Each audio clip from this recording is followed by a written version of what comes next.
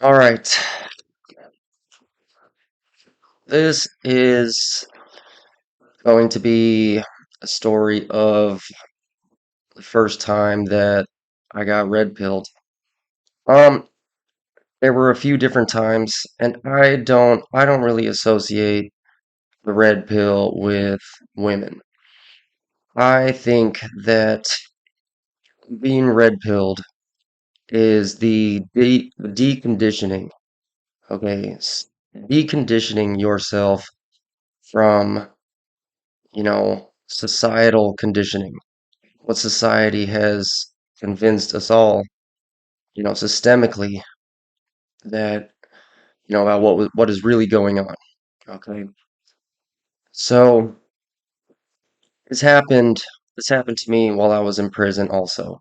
It was shortly after I had gotten my face bammed in.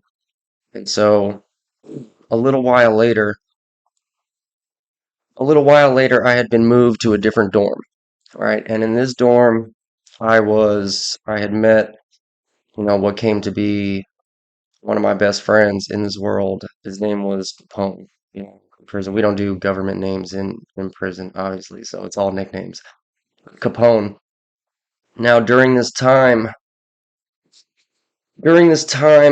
I was really, I really started to become interested in, the prison, the hustle in prison, and trying to sell, cigarettes or the sticks, marijuana to try to, I was still in my addiction right then, so this was a way to just, you know, stay in my addiction, to keep using. And the hustle, you had to position yourself correctly because in prison, not everybody is allowed to hustle. You know, you can get a big bomb and try to sell things, but if you're not respected, it's just going to get taken from you. Someone's just going to steal it from you. Okay, so I had gotten a little bit of respect and I was starting to get into the hustle and um the game was the game was to try to manipulate people. Okay, me and Capone, we would call it fishing. We would go fishing for we called them largemouth bass. Okay, go fishing for a largemouth bass. And what this was is a largemouth bass would be somebody that we could manipulate into, basically doing we what we tell them with their money, spending their money with us. So we would say, "Oh, I caught a largemouth bass the other day," and what that meant, we manipulated somebody into allowing us to tell them what to spend their money on so that we could benefit from it. Um, and so he and I, we would tag team people. We would tag team people to get access to their money. And so in doing that, we were studying people, we were trying people, the power of persuasion. The power of persuasion. It's always your friends. It's always the people that are the most friendly that are trying to shark you. And so, in the process of trying to learn these manipulation tactics, okay, um, Capone had introduced to me 48 Laws of Power. Okay. Now in prison, where I was at anyways at this time, the 48 Laws of Power was a blacklisted book. You could not, 48 Laws of Power was not allowed on the compound. Nobody was allowed to read it because it's a powerful concept. It's a very powerful concept. It will really, if you use it, you can really learn how to manipulate people. Really can. Now, it's a thick, dense book, and it's not like fictional reading, okay? It's a tough read. It's a tough read. Right? It's not just something that you can read overnight and take it in because the information is so dense, okay? It's heavy on the mind. And so as I was reading this, I really became consumed with it because I've always been extremely interested in developing, the power of persuasion using words or using, the power of persuasion through oration, if you will. And so I'm reading this book and I was stuck there for days and days and days just reading and taking it in. And the more I'm reading it, I'm like, oh my gosh, it didn't, it almost had the opposite effect on me. It didn't really, yes, it did teach me a little bit more how to manipulate others and how to conduct myself in, in situations where there's a social hierarchy, where there's a dominance hierarchy. It really helps you to maneuver throughout the dominance hierarchy and maneuver yourself to the top, you know. So I'm reading this book and I kind of, when I was reading it, it did, like I said, it didn't really teach me so much how to manipulate people as it showed me how people were manipulating me. And so as I'm reading this, more and more, I'm having my eyes open, like, wait a minute. And then eventually something clicked in my head. And all of a sudden, there was like, in the movie, how they'll show a clip where it'll rewind. It'll be like a fast clip where the whole movie rewinds and it'll take you back to, a time in the beginning of the movie. That happened inside of my head, where there was a big rewind going through all of the events in my life that led up to right there, and I didn't see it all because it was such a quick flash, a quick flicker, a quick rewind, a quick recap of all of my relationships with people, all the dynamics I had with other people. And it was a very uncomfortable feeling. It was a very uncomfortable and a very unclear feeling. And, you know, my trust before in the past dorm was already killed. And now this book had just completely obliterated my trust. Obliterated my trust. All of a sudden, all my friends seemed like enemies. And I was just quiet. I was looking at everyone as if they were out to get me. It was like, wait a minute. All these things that I'm reading about in here that I wanted to do to other people, it turns out other people had been doing this to me. They had been doing this to me for a long time. And I had never felt so alone at that point. I never felt so alone before that. And once it clicked in my head, my friends started coming around me, and it was almost like, a dog with his teeth bared. Um, they were like, "Whoa, are you good? Are you good, man? Are you good? What's wrong? Something's not right." And I would just be like, I'm good, bro. I'm good. I'm good. Keep it moving. I'm good." And Capone came up to me too. He was one of the ones, and he came up to talk to me, and I was like, "Dude, why'd you give me this? What has happened? What are you doing with? Why are you my friend? What is happening? Are you manipulating me? Am I a freaking largemouth bass here?" Because all the behaviors described in this book are a lot of the things that you've been doing to me. And it's really hard for me right now to, separate friend from foe. It's very difficult. And so I remember I called my mother to tell her I just read this book and I'm going through something right now. I don't know what's happening.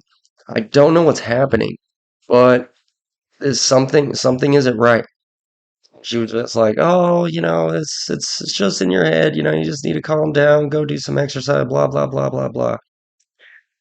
And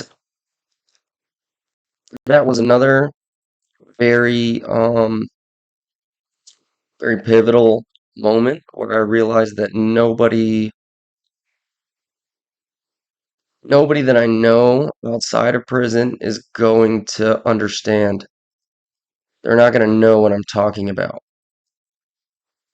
I'm just, alone in this. It's not going to be something that I'm going to be able to talk about because I'm going to be looked at like a pariah. I'm going to be looked at like a crazy person. And so, I went around. It took me a couple of days. It took me a couple of days to let everything kind of settle inside of me. And, after it did settle, nothing was really ever the same. Nothing was ever the same again. I could never look at people the same way. Could never look at I could never look at friendships the same way because, when people come into our lives in the beginning, we don't know them. We don't know them and we don't know why. We don't know what the intent is behind this offer of friendship. You know, somebody comes and offers us friendship and, it's like, why would you offer this to me if you don't even know me? What's your intentions? And most people are takers. There's not really a lot of people that don't act in their own self-interest. There's not a lot of selfless people in this world. And so from then on, I couldn't really look at any friendship as genuine anymore. I just couldn't because I've never been the type of person to take from people. I'm always super independent and I just help myself all the time. And so what that develops into is, when you never take for yourself and you always do, acts of service for other people, every person that comes along that tries to befriend you, you know that they want something. You know that the only thing that this friendship is going to turn into is me giving to you. There's never going to be anything that I'm going to ask you for. There's never going to be anything that I come to you for. And because you're a new person in my life, I couldn't possibly confide in you. Couldn't possibly confide in you. So what are you really here for? Why are we doing this?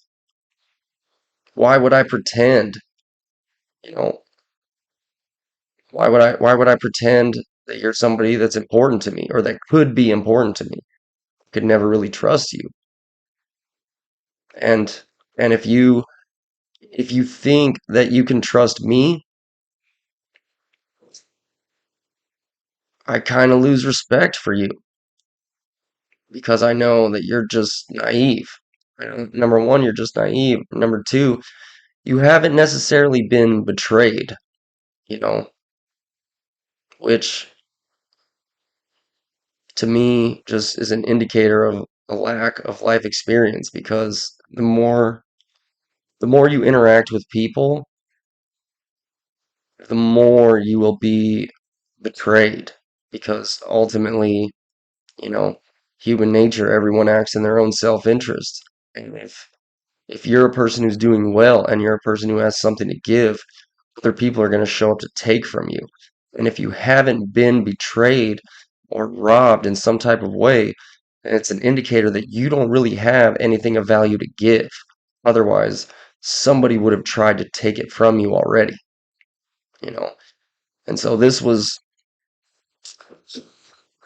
one of the moments that really opened up my eyes and really took me away, really really removed, really kind of deprogrammed me in a sense. Up until that point, I had always believed in unconditional love. Why won't I always had this emptiness, this question like, where's the unconditional love? Everyone keeps talking about unconditional love, especially from family, but my family had never given that to me. It was always conditions. I always had to earn their love somehow. I always had to do something to earn it from them. And so, sorry, that's a dryer.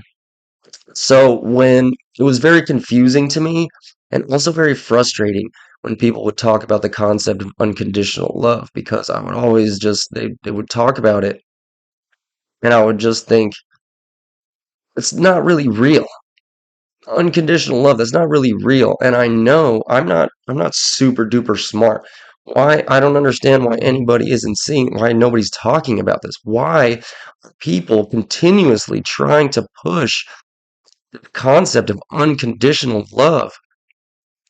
And, you know, later on, it ended up clicking for me in my head.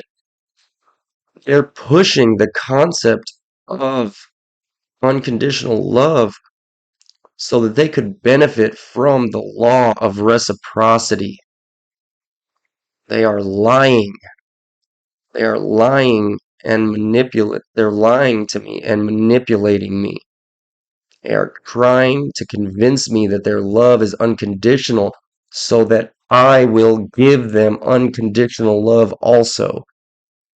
And it's not real.